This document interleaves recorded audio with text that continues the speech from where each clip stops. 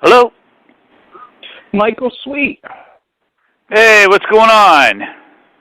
How you doing? It's Bay from Totally Dream Radio. I'm good, man. You're good. I know you're good. I'm excited, man. You have me very excited. I'm very excited. I'm pumped, man. The album just came out a few days ago, and I just got back from a Stryper gig, and I'm sitting here doing interviews all day. So I'm amazed I still have the energy to do it, but I do. Yeah, and I think I've said this to you the last couple of times we talked. You're probably like the hardest working man in hard rock, I think. George Lynch and I are arm wrestling over that fact. This is true. And that's why you guys ended up working together so well. Exactly. You put the two of us together, forget about it, man. Are you guys going to work together again, or? Yeah, we're doing another Stryper album in February of next year. And then right after that, right after we do the basic tracking, we're going to start tracking the Sweet Lynch album. Oh, nice. So, yeah, it's a done deal. George and I have committed to it, and the agreements are there, and we're doing it, man. We're going to go the thinking is right now, I mentioned this to George, was to go a little heavier, a little bit more in the tooth and nail kind of direction, just ripping guitars a little bit more and just firing it up, man. So we're both excited about that. Now, and you did that on your new solo album too. Like you really, like you just said, fired it up. Is there a reason behind, like, all of a sudden wanting to fire it up? Well, I mean, you look back at the past and you think about what the fans love the most about both bands. You know, there was a heavy side and a light side to both bands, to Stryper and to Dokken.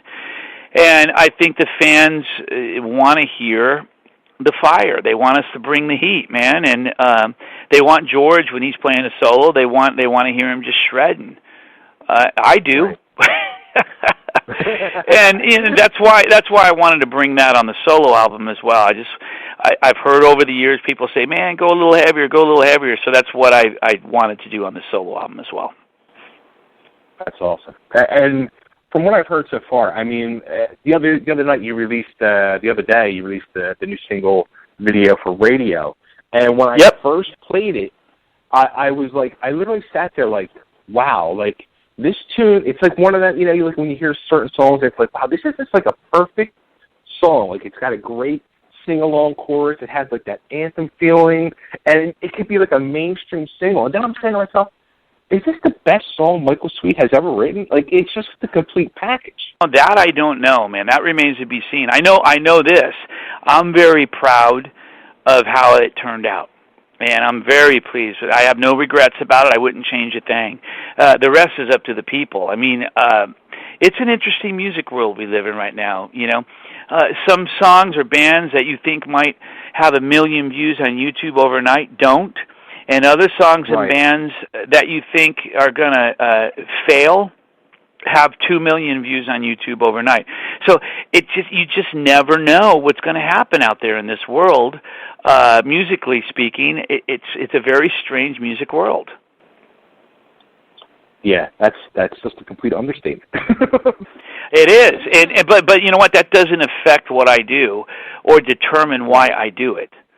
I'm going to always do what I do and record music and write music with passion and excitement because I love what I do. And it's showing. It's showing with everything you are doing.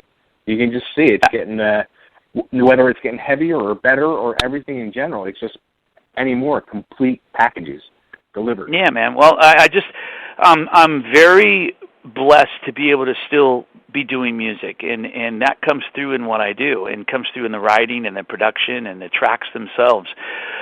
Regardless, if I get 5,000 views on YouTube, it doesn't really matter to me. I mean, and I'm saying that truthfully. It really doesn't matter to me. Yeah, is it exciting to have, 1 million views? Of course it is. Sure. Is it exciting to sell 10,000 copies first week out for a band like myself? Of course it is. But that's not what steers the ship. Right. Yeah. It's just a whole weird world out there. It really is. It is, man, and it's sad when I read interviews from some bands lately, and that is what steers the ship with some bands. Some bands say, we did an album and it didn't do well, and so we're not going to do another one. And I'm just thinking, wow, you've really lost the whole meaning of why you do what you do. Yeah, and a lot of bands are coming out and saying that anymore. And I think Tommy Thayer even said it a couple of weeks ago. He was like, it's just a complete waste for us to do a new album. Yeah, I read that stuff, and I've never met Tommy. I don't know him from Adam. Seems like a really nice guy, but that was just, I'm sitting there reading his words kind of dumbfounded. Like, what? Yeah. I mean, what happened? I said this on Eddie Trunk. What happened to doing it just for the love of it? Yeah, I don't know. I mean, that's why we all got in bands. That's why I started doing music and got in a band, because I loved it. I never thought about, well, I wonder if it's going to do good, and if it doesn't, man, I'm going to quit. Right. That's just and now that's you have the opportunity weird. to do like what you do. Well, you can do now like what you do, where you're doing a solo album, you're doing a Stryper album, you're doing a Sweet Lynch album. You have the opportunity now to be as creative as you want to be. Why not take advantage of it? And I've got many more opportunities. I'm doing another Stryper album, another Sweet and Lynch album. I'm going to do an album at some point relatively soon with Joel Hoekstra, a new project. Cool. I'm going to do another solo album. I'm planning, unless something unexpectedly happens to me, as long as I keep my health, over the next 10 years, I'm planning on releasing another, 12 albums, at least, maybe more. Right. That'd be awesome. A couple albums a year, so actually that'd be 20 albums. There's no slowing down for me. I want to keep doing this, and I'm excited about it. Yeah, and you can tell. You really can. In the music you're writing, I mean, it's just very exciting. Like I said, with this the single Radio, again, going back to that, with the video, I mean, your brother's in it, Oz Fox is in it, and I was wondering, like, how do they feel, like, when you're doing a solo album and they see you up there doing a video for a new song, like, did you ask them, like, I want you guys to be there in this video to show that you guys do stand behind me and, support when I do these solo things? No, I didn't put it to them that way. I mean, they live in Vegas, and we're friends with all the people that put the video together, the director, and some of the people that were in the video. So I just asked them to come down, come out. Guys, come hang out. And they were like, oh, yeah, cool. But I didn't say, hey, come stand behind me and let's show people you stand me. I mean, I would assume and hope that they do. Right. And, just as I would if they do something solo. So, I mean, we should be supporting each other more than anyone else with whatever we do. Right. Has any of them ever said to you, man, I wish you saved that song for Stryper? They've never said that, but, sometimes I wonder if they've thought that. I mean, right. I don't know. I mean, that would be a question for them. I do the solo stuff because I'd go crazy if I couldn't, man. I'm like the Energizer Bunny. After Stryper does an album, I'm ready to go do a new album. Right. It's just how I'm built. I could live in the studio. I could record all year long and turn out. If the funds were there, I'm telling you right now, I could do an album in a couple months of time is what it takes, and then start writing another one. A couple weeks is what that takes to write 12 songs, and then start on another one. So you do the math on that.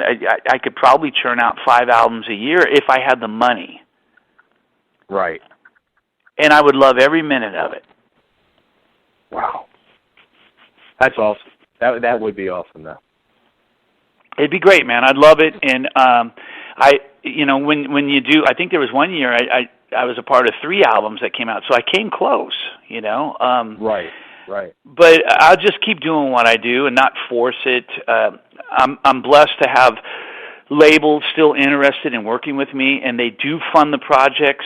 with enough money where it is worthwhile, where we can afford to do it right and not compromise the quality and make a little money, because obviously our time is valuable too. So it works out for all of us. Sure.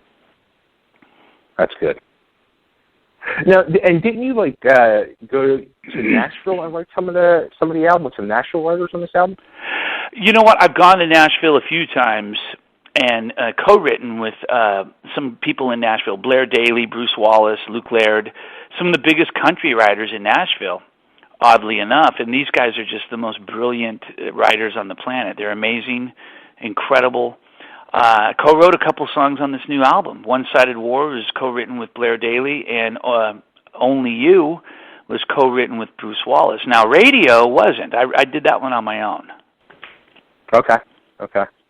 Now, working with guys like that, has it changed your outlook on songwriting or given you different, ways to look at songs as you're writing them? It has. I mean, when you go and write with guys like that, they bring so much to the table. And, if you're thinking this way, they'll say, well, what about that? And you'll say, oh, wow, I never thought of that. Yeah, that's a great idea.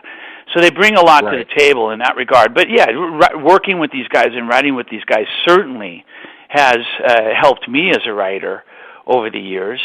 And, I plan on doing it for many years to come. And I love writing with other people and co-writing with other people. It's just incredible. Cool.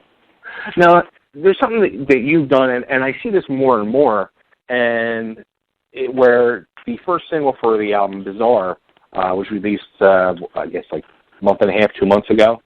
And then mid-August, you had a lyric video come out for Golden Age. Right. So I was thinking myself, that's going to be the next single, and then boom, then you come out with Radio, like right on the tips of it. So, and I'm seeing more artists do that, where they're releasing like multiple singles either at the same time, it seems like, or right on the heels of each other. Do you think, is that more or less like, because a lot of people are saying everybody's attention span is so short now, you just got to keep churning out them singles to keep the album out there? Well, I mean, it's a number of reasons. Obviously, we did Bizarre, and then you watch the numbers online and you watch the buzz, for lack of a better term, start to kind of dissipate a little bit. Then you want to come out with something to make people go, oh, okay, that's right, I forgot about that. And that's why we released Golden Age, and it was a lyric video. Wanted it to be a heavy song and a simple lyric video just because that's what we wanted. And then Radio was really from the out of the box when we made the album. That was always the song and the video that was going to be the icing on the cake, Awesome. Now, how come you weren't driving a Lamborghini in the video? How come what? How come you weren't driving one of the Lamborghinis? Oh, man, trust me. When I first found out that I was going to be the guy wearing that cowboy get-up for the whole video and driving a truck, I was definitely complaining a little bit. I'm like, man, these guys get to look all cool and rock and roll, and I'm going to look like a dork, Oh, man. What do you think of that, though? I mean, like, the whole world of where there's a lot of hard rock metal artists trying to do the crossover with country. Do you think it's a good thing? Do you think it's kind of ridiculous at times? Or I think the only time it's a good thing is if it's sincere and real. So, in other words, if there's a guy who's in a rock band and they're successful, and then he goes country, and you find out he grew up around country music, and he knows country, and he has written country, and there's some sort of a tie there, and it makes it real. I think it's great, but sadly, 9 times out of 10, that's not the case. It's a money grab. Rock's not doing so well now, but country's doing great, so I'm going to go try to write a country song and cash in on it. I mean, come on, let's be real here.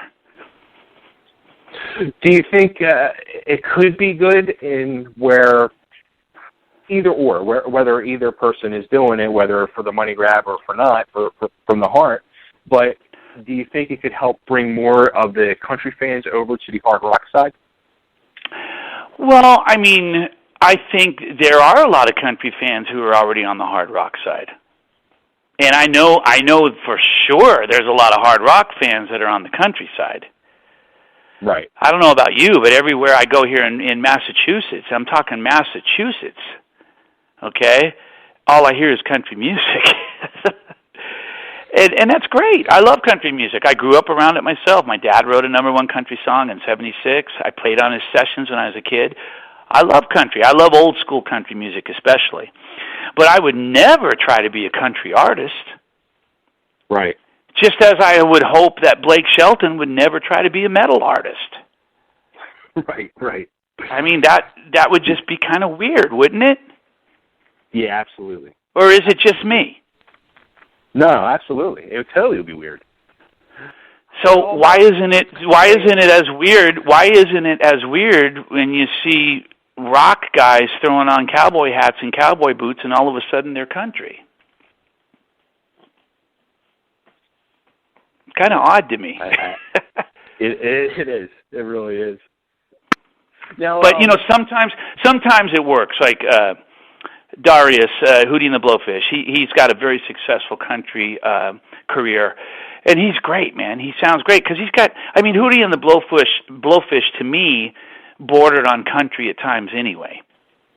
Yeah, totally. But bands like Aerosmith, I don't know, man. It's a little harder pill for me to swallow. Bret Michaels, a little harder pill for me to swallow. I don't know, man. It's not really none of my business, and I'm sure a lot of people, when they read this or hear this interview, are going to be like, dude, it's none of your business. True, it's not.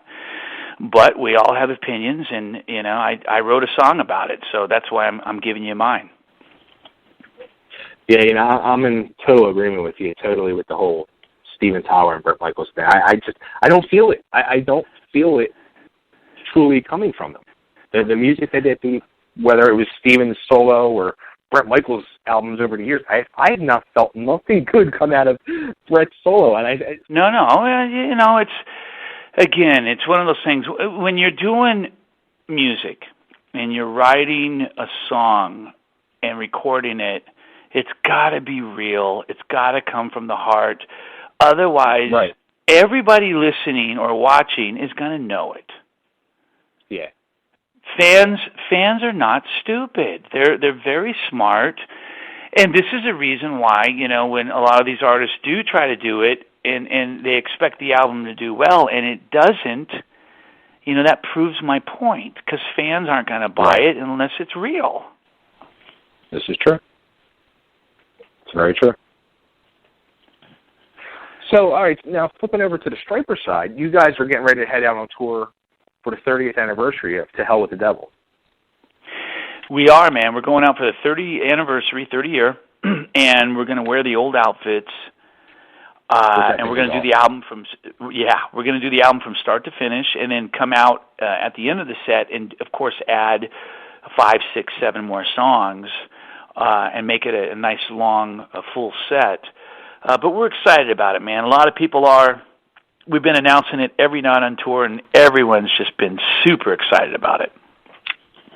Yeah, and you know what? It's kind of scary too. Like I saw the poster earlier, the 30th anniversary poster for the tour, and I was like, wow, like this band, whatever you guys have done, you found the secret to the fountain of youth. Because you look at the picture from 30 years ago, and you look at you guys today. There's really not much of a difference at all.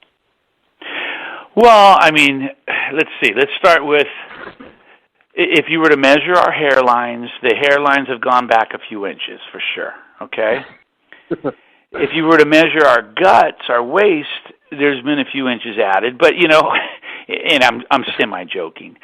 The difference with this band, with most other bands, is we've really, I think our lifestyles, because of our faith in who we are, and we've done our best to stay away from a really indulgent lifestyle, whether it's cigarettes or drugs or alcohol.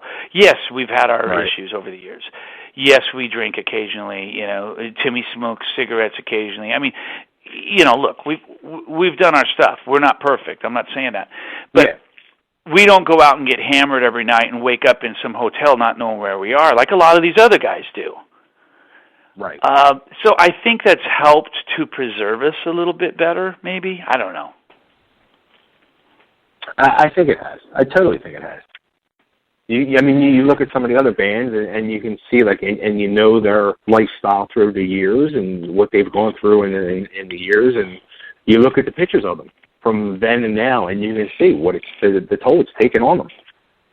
And it's going to. I mean, it's a scientific fact. If you abuse drugs and alcohol or cigarettes or whatever, after a certain number of years, that stuff's going to take its toll physically on your body. It's just a fact. Yep. Now, it's funny too. First of all, I couldn't even believe that it's been 30 years since that album came out. I remember being there the first day it came out on that Tuesday and being at the record store and getting my album, and I'm thinking to myself, wow, 30 years later, and I was thinking, like, at that time, like, you guys really blew up at that point. Like, how much did your lives change with that To Hell with the Devil album? Oh, my gosh. Well, yeah, especially that. I mean, we went from, and I've said this many times before, we went from playing theaters, and not even theaters at times, sometimes clubs, to arenas. You know, it felt like overnight. That tour lasted roughly like 9 months, give or take. And when we started the tour, we were playing smaller venues. When we ended the tour, we were playing arenas. And you know, we had a couple songs on the radio and number one on MTV, and you know, getting a lot of airplay, and albums were selling. We were selling, like, you know, it's a lot of albums. So it was an incredible time, and we were just so young, and I don't want to use the word naive, but new to what was going on around us, that we were like deer in the headlights, man. We were just kind of like wide-eyed and bushy-tailed and taking it all in and thinking, whoa. Yeah. That's I would be like so just mesmerized. I'd be being totally blinded by the lights. Yeah, and we were, and we had such a good time back then. We still do, but you know, we're a little older, we're a little more jaded now, and we've been through a lot, and you know, it's still fun, and we still love it, absolutely. But back then, it was different because we were kids experiencing those things for the first time. Right. Now, you mentioned something, and you mentioned MTV, and it's kind of, I kind of scratched my head over it, but they still do the VMAs every year, and I was wondering, like, what do you think about that? Like, I can only laugh about it. It's funny. It really is. Like, what videos? I mean, what, YouTube videos and Vivo videos? Right. I don't know what videos MTV. I mean, they do play videos sometimes on MTV4 or MTV8 or whatever it is. But it's crazy. MTV started out as a video music show, and that's all they did was play music videos. And you know, those days are long gone, and they'll never return ever. Thank you, YouTube. Do you think things might be, but do you think things might be different if MTV still had some type of musical format? Do you think it would be different for the music business?